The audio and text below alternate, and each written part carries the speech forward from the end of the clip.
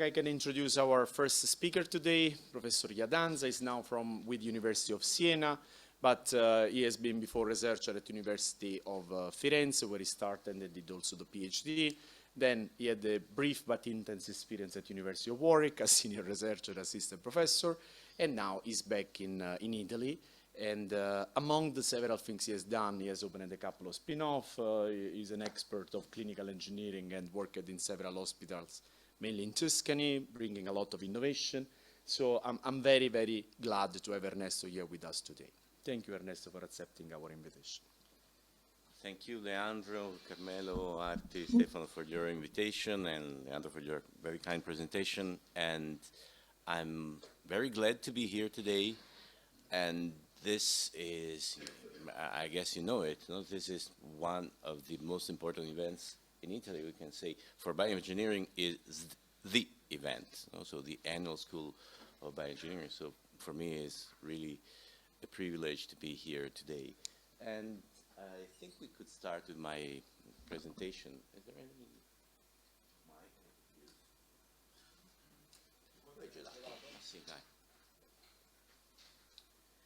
Okay, so today I'll try and talk about management of medical devices, medical technologies in low resource settings. I will try actually and give you a brief idea of what medical technologies are all about and what management and maintenance is, and also about some tools you might use to understand how this can be made sustainable. So it will not be focused, I'll try not to focus it on a specific country or a specific setting, but, oh, thank you. But instead, I'll try and talk about how you can use some tools which are easily accessible, for example, or also methods, because let's not forget that when we talk about technology, we tend to think about hardware, something you can touch now, so this is a technology. But software is also technology, of course, but also procedures, methods, this is technology. So how can we apply our knowledge as biomedical engineers to this kind of interesting topic? A brief recap of my biography. As Leandro said, I'm now a senior assistant professor in bioengineering at the University of Siena, which, by the way, was founded in 1240, so it's 18 years younger than the University of Padua. So we're losing with Padua. Anyway, I've been chairing the Health Technology Assessment Division of IFMBE, the International Federation for Medical and Biological Engineering, and before that I was chairing the Clinical Engineering Division, and I just saw the president of IFMBE coming, so welcome Ratko, welcome to Riesen. And nowadays I'm in the Council of Societies as chair, so let's try and see briefly what could be done in this international environment. We'll try and do that.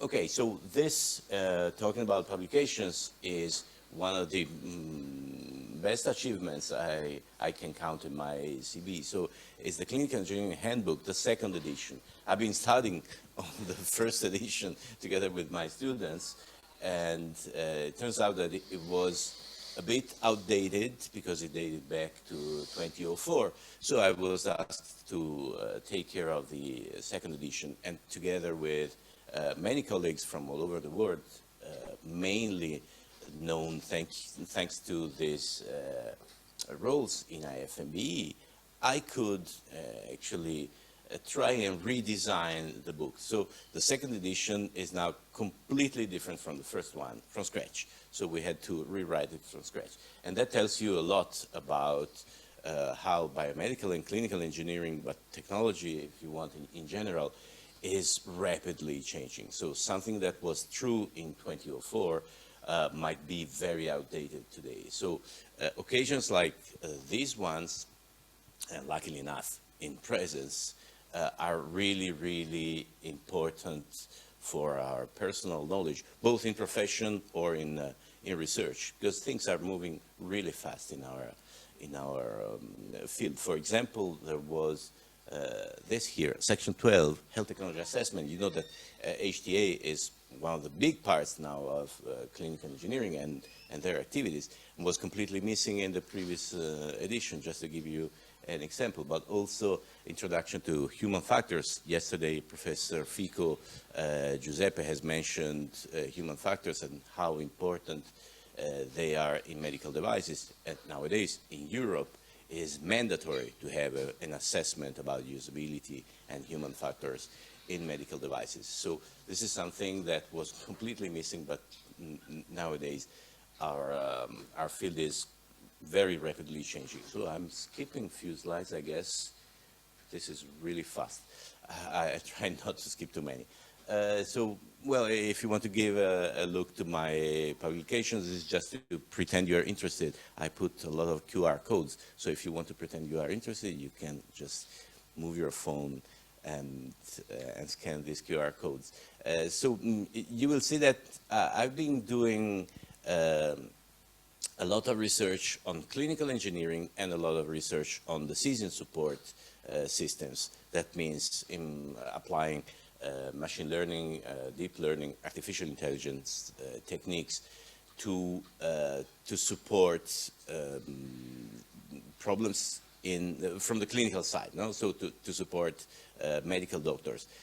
But I realized few years ago, I realized that the two things actually can converge. So some methods that typically you use for a clinical decision support systems are the same you can use for a non-clinical decision support system, for example. And also some of these tools, artificial intelligence, can be used also for, coming back to the topic of this presentation, for management and for maintenance, for analyzing your performances, for understanding how you could change your maintenance protocols and so forth. Talking about the International Federation for Medical and Biological Engineering, IFMBE, this, as mentioned, is the international organization of all the biomedical engineers. And in 2019, it was the 16th anniversary, so time is running fast nowadays.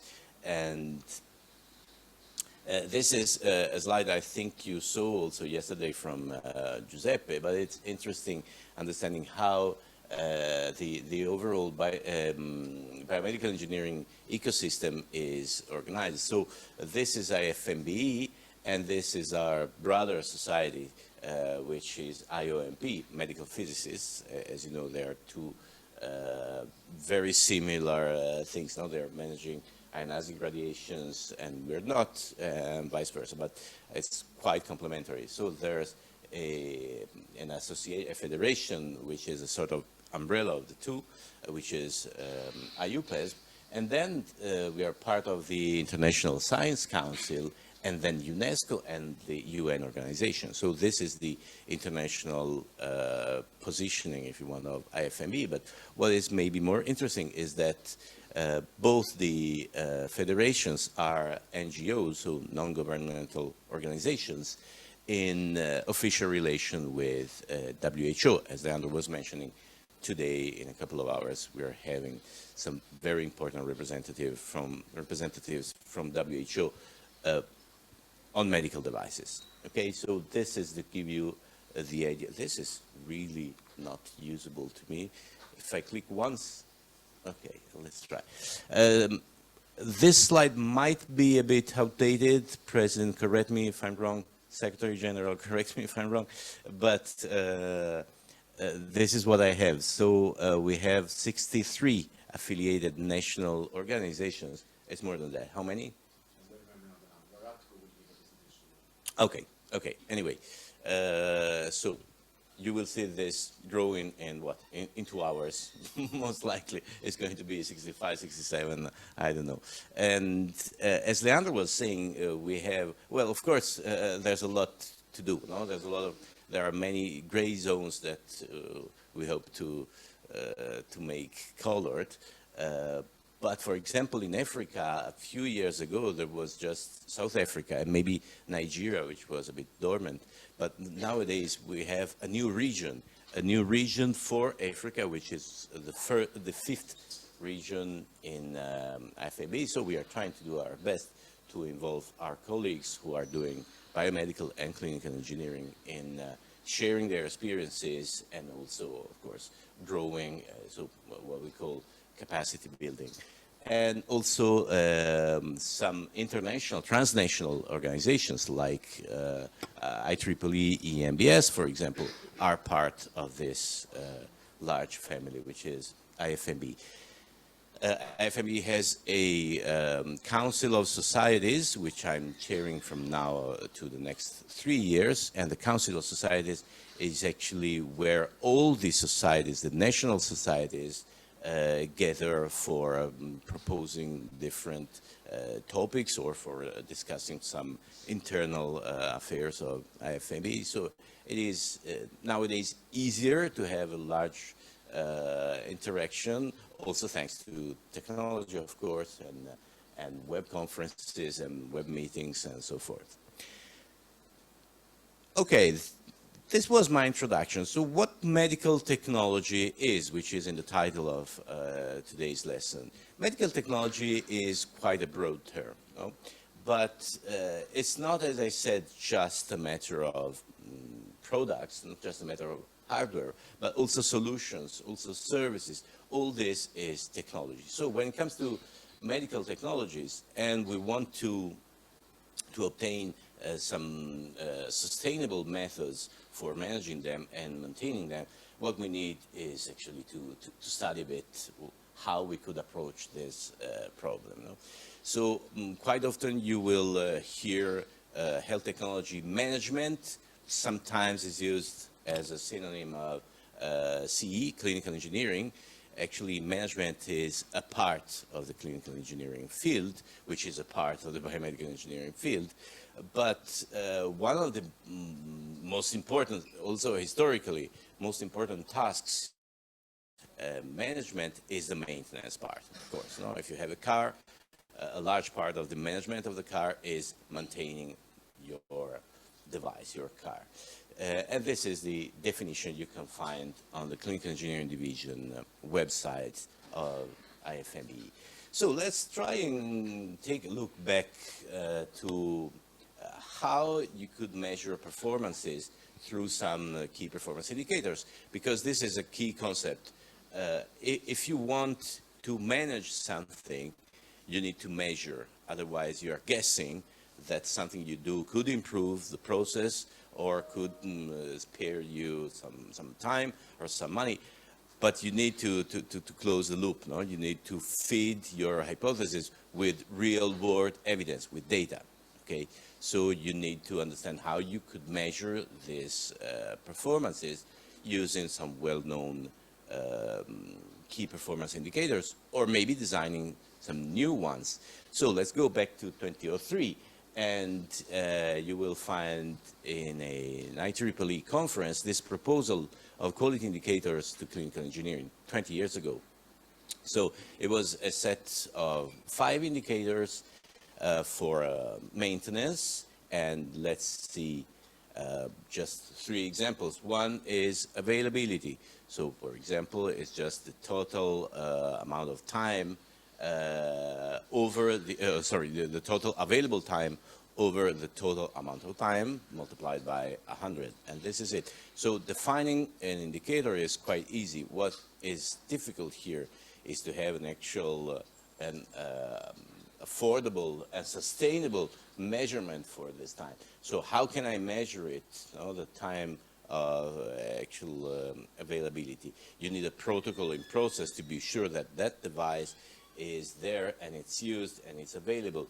And if you think this is easy, bear in mind that sometimes you go there for maintenance, for scheduled maintenance of, I don't know, maybe of this microphone, and you can not even find it. So this is a huge problem. Just finding the equipment you have in your inventory and keeping your inventory up to date is a big, huge deal. So if finding your device is a problem, I guess when you have 15,000 pieces of equipment in your hospital to manage, think about what can be knowing the time of availability. Is it working or not? I can see a lot of stuff here. I don't know how many of these computers here, down here, are actually functioning or not. So this is not trivial, no? But an indicator is quite simple to define, like this one. You know? And then you might have compliance with the plan of preventive maintenance, because you plan, you schedule, no? Your scheduled or preventive, if you like, maintenance, and then you have to understand how well you are sticking to that plan. So, for example, the hours spent of preventive maintenance versus the hours planned for preventive maintenance. So I wanted to spend 30 hours, and did I actually spend, I don't know, 13 maybe hours? So we have a problem there, no? Maybe I wanted to do too much, but I have just 2 guys doing that. Or maybe I didn't consider while planning this maintenance process, I didn't consider logistics. Maybe I need, very simply, I need more cars for my biomedical engineering technicians to go around. Or maybe I didn't know very well that specific region, so I just planned it on a map, and I said, okay, it's a few kilometers away. But it turns out that those kilometers mean going up a hill or a mountain, maybe, and coming down. This could be also something that in your day-by-day practice as a clinical engineer, you will face. And also the number of preventive maintenance interventions and so forth. So compliance with your plan.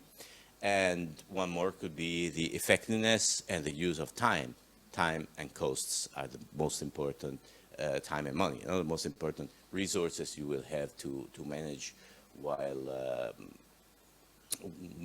discussing management and maintenance of medical technology.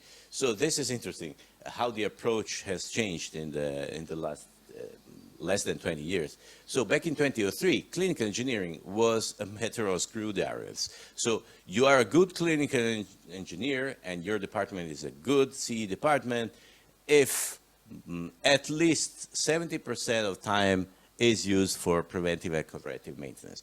So forget about planning, forget about research, forget about innovation, health technology, assessment, forget about artificial intelligence. You have to do maintenance. This was the idea 20 years ago. Nowadays, it's the exact opposite. So most of the times, the maintenance is something you outsource. You don't do it in your hospital with your technicians, with your personnel. What you are actually doing is controlling the reports from somebody who is doing that as a service for you. So this, just to give you an idea, if you take this, and if this was in some standards, it doesn't mean it's the gold standard. No, it's something you have to reassess periodically, and you have to redefine your ideas and your indicators. So again, in 2003, this book, Clinical Engineering, by our friend Yadin David and also Joseph Bronzino, I guess you know some of these very important names, came out. So what is interesting in this, apart from in God we trust, all others bring data, which is also interesting, and it's quite true. So if you want to be trusted, provide maybe your DIN with data, otherwise nothing is happening. And how can you collect this data? So let's try and see how you can define an indicator. Let me just check. What time is it? Okay. So how can you define an indicator? Sorry, let's go back here. Yeah, first thing to do is actually defining what you want to measure. No? And then what you are doing, you establish a threshold. So you decide very simply that under, so below or maybe over that threshold, you have to do something, no? And then you have to monitor that indicator, as I said, not that easy. Think about the time of availability.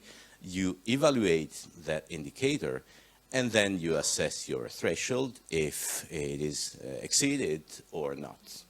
Or maybe it's not exceeded, but you might spot a trend. So you don't wait for the threshold to be exceeded. If you spot a trend in your indicator, you might start understanding, hey, something is happening very bad. Let's try, or very, very good. Let's try and see how we can actually intervene, or if we have to intervene. So you can identify some quality improvement opportunities, and then you have to implement the action plan. So here is the thinking part. So you have to design a new process and action plan, and maybe define new indicators if you need them, and this is the new step.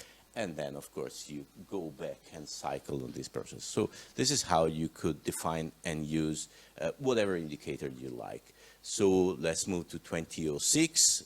Again, IEEE conference, IEEE EAMBES conference. There are some more proposals. And then we arrive, this is really terrible to me to use, and then we arrive to 2009, where Joachim Nagel, who unfortunately is not with us anymore, he used to be president of IFMBE as well, a very talented guy, and he proposed a novel set of quite innovative indicators, quite a comprehensive one.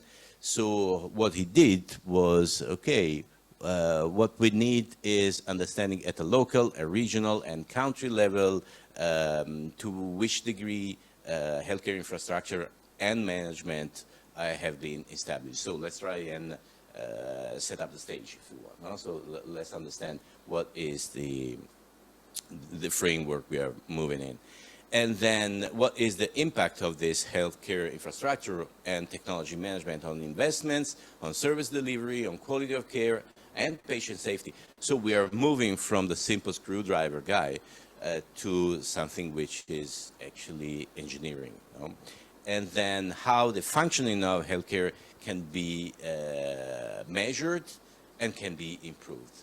And this is maybe the first time you can hear in this field, you can hear talking about evidence. So let's try and this is something that medical doctors know very well. So let's try and act based on evidence.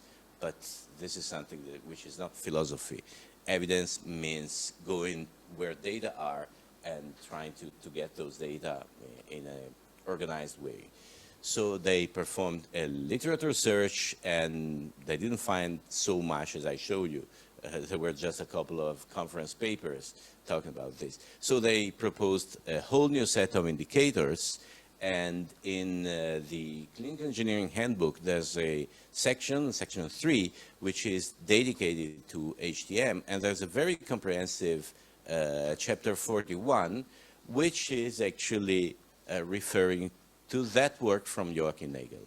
So Nagel 2009, and you will, if you have access to that chapter, you will find very detailed information of financial, technological, organizational KPIs that were defined.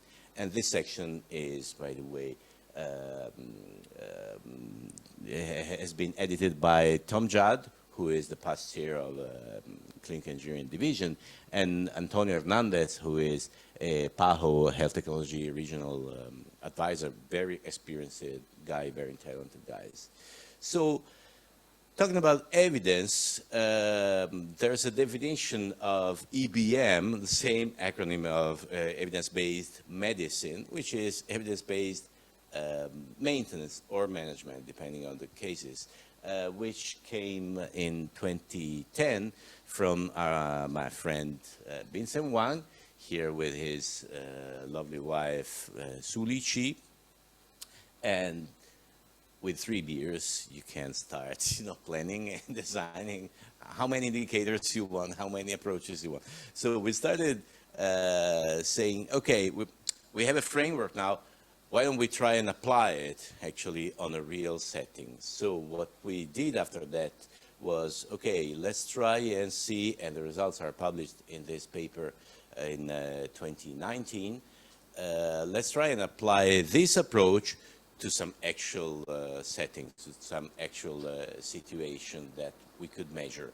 So, as Leandro said, I've been working with the University of Florence, where I do live now, for the last 20 years. So there's a large hospital there, which is the Careggi Hospital. Let's see if I manage to use this. Which is the Careggi Hospital, quite a large hospital, maybe the largest in Tuscany, for sure in Florence and its region. And we have 1,500 beds and 16,000, more than 16,000 pieces of equipment. So quite a large hospital. We selected just as, let's say, a small part of all the data we had, and specifically equipment which are related to a couple of critical areas, so operating rooms and ICUs. So you can see here anesthesia machines, aspirators, defibrillators, monitors, and so forth. We selected a time span of 5 years. Why? Because we had data for 5 years. So again, if you don't have data, there's no analysis you can do. You can define whatever indicator you want, but then you need somebody who is actually there providing you data, and this will be the second part of this speech. How can you access information from data? So what we did here was trying to define, both for corrective maintenance and for scheduled maintenance, defining a classification which is coherent with the proposal from Vincent Wang in 2010. So you can classify them as NPF, so no problem found, or maybe a failure which is related to batteries or to accessories, or unpreventable failures. So there's nothing you could do, okay? You can do whatever maintenance you want, but I don't know if I can say shit happens, no? And it does happen. So that's what we call UPF, unpreventable failure. And then something that could be used related to use, or maybe to the network, and so forth. So you try to classify your failures to understand if you have a problem, for example, in use. Maybe it's related to the low usability of that device, or maybe it's a matter of training, or maybe it's an organizational problem. You have a turnover of people which are not used to use that specific piece of equipment. So you could try and reschedule your whole process based on this data. Now, this is the idea. And the same you can do with scheduled maintenance. So the overall process is you start with the codification of these work orders, and for doing that you have, as I said, corrective maintenance or scheduled maintenance data, and then you can analyze these data, and if there's no problem, it's a no problem found. But if it's a completed work order, okay, if you have a report, you can start analyzing this. If you don't have a report, you should surrender, or, and this is why this is the beatification ceremony of Valentina, who used to be a master student of mine, because she just went to the single technician and interviewed him. Could you remember that day when you went there, what happened? Could you describe it? This is really time-consuming. And I didn't ask her to do that, actually. It was something really important to have, because then you have your data to work on, okay? So really interesting. And as I said, quite time-consuming. But after that, you arrive to the work order codification. So once your work orders are coded, you can start defining your KPIs and monitoring your process, which is exactly what we proposed in that article that I mentioned. So we have a new set of 20 KPIs dedicated to this, and divided in technological, organizational, financial. For example, it could be the downtime or the uptime, the mean time to repair, the mean time between failures, and so forth. Something you will find in a management tender, for example. Something that a clinical engineer today is asking to the applicant to this tender for, provide me with evidence of how you are working on anesthesia machines, on defibrillators, on surgical devices, and so forth. Okay. And the same is for organizational and for financial KPIs.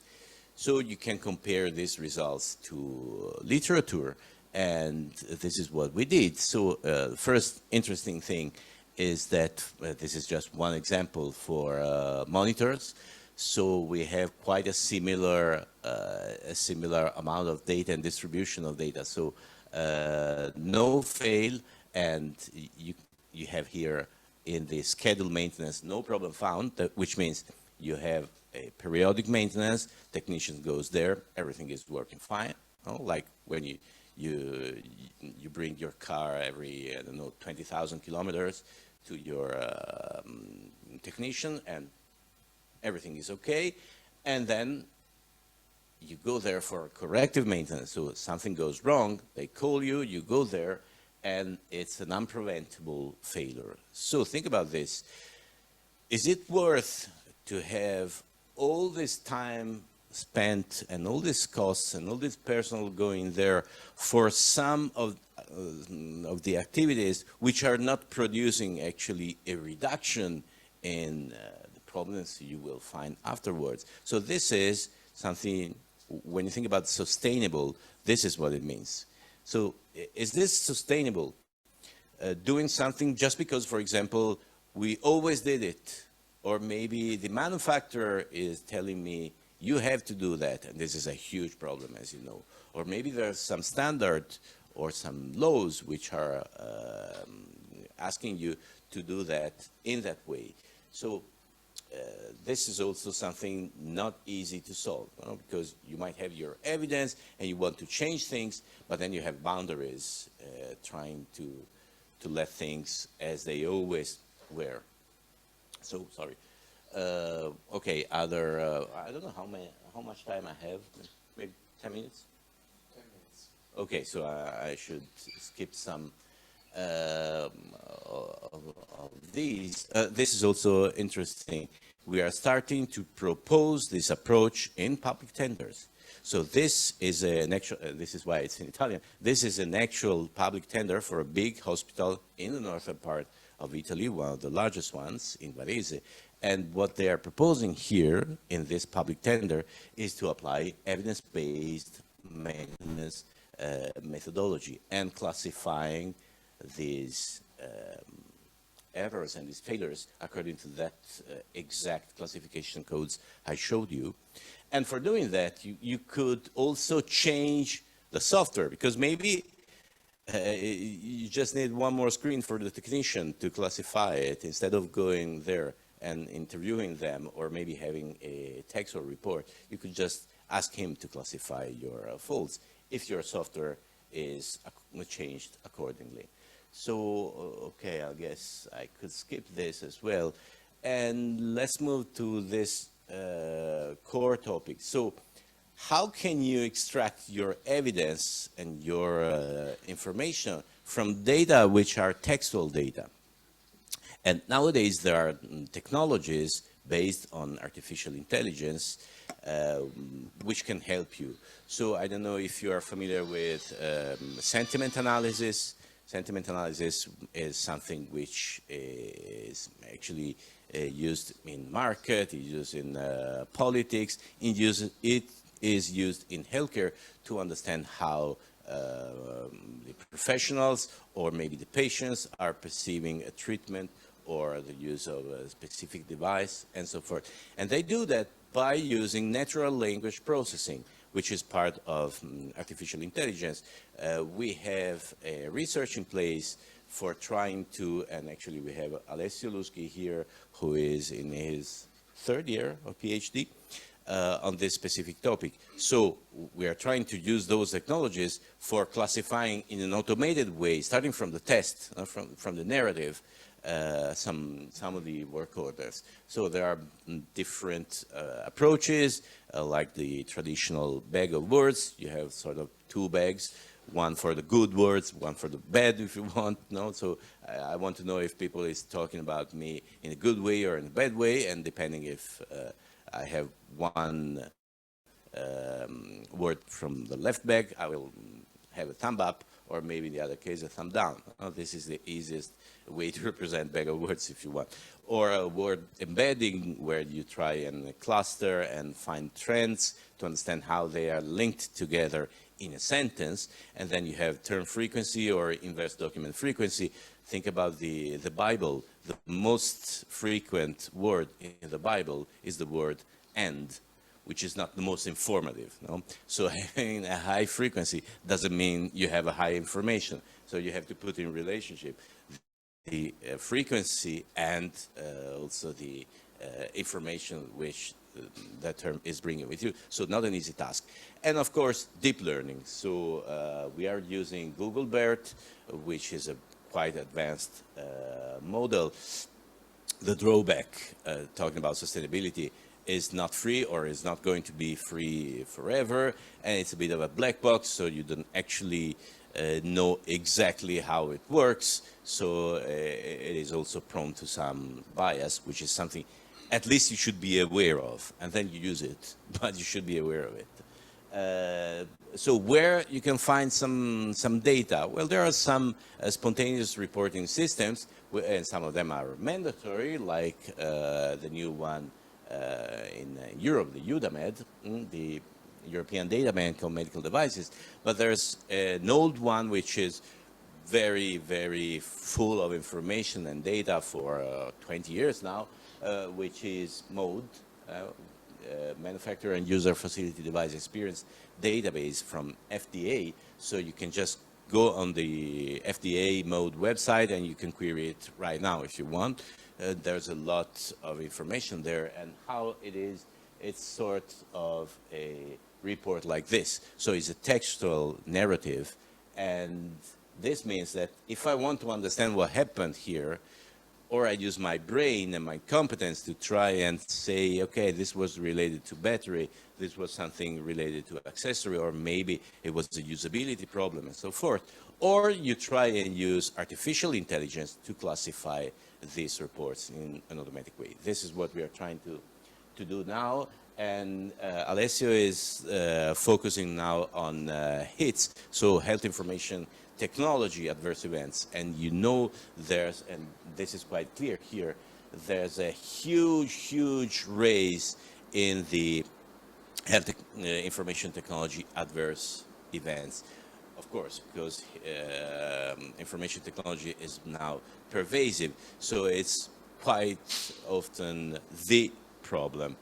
Going back to cars, 90% of the time you go there, what they do, they reprogram your CPU and they give you back your car. They're not even touching your car, no? Yeah, no, it's a software problem. I reset the software, I updated your software, and that's it. So software is nowadays something really, really central. So this is very rapidly how we worked. So we start with this 3,700 reports. We perform some text pre-processing, and then you have this classifier. Clinical BERT is one of the specific versions, if you want, of BERT related to the clinical domain. So we called it HIT-BERT in this specific case, and then you start having labeling. Is this a HIT-related report or not? Question one, and then you can start classifying and automatically classify. So I'll just wrap up in a second, Leandro, thank you. So quite good results, I would say, in terms of accuracy, precision, recall. So I think we are on the right road. And just to close, but you'll find everything in the proceedings, in the chapter of the proceeding, and you can approach me or Alessio or Davide Piaggio, who is also co-author of this chapter. What we did was also being aware that there's no one-size-fits-all when it comes to software. And in this specific case, we're talking about management and maintenance software, CMMS, computerized maintenance and management system. So this was a nice research of maybe 3 years ago now, and it was in Benin, and we tried to support them in developing their own software, because it turns out there's no open software that is good enough for that specific case or not configurable enough for your KPIs and so forth. So what you can do is actually also work in the actual domain of designing software. So I hope I gave you a brief idea of how biomedical engineering is not just signal processing. It's a good part of it, or maybe image processing. It's a very good part of it, but it's not everything. So it's quite a broad amount of competencies you need to tackle with. I'm not saying you have to know it all, but knowing they exist is quite important, because maybe is where you want to go in your research. Thank you.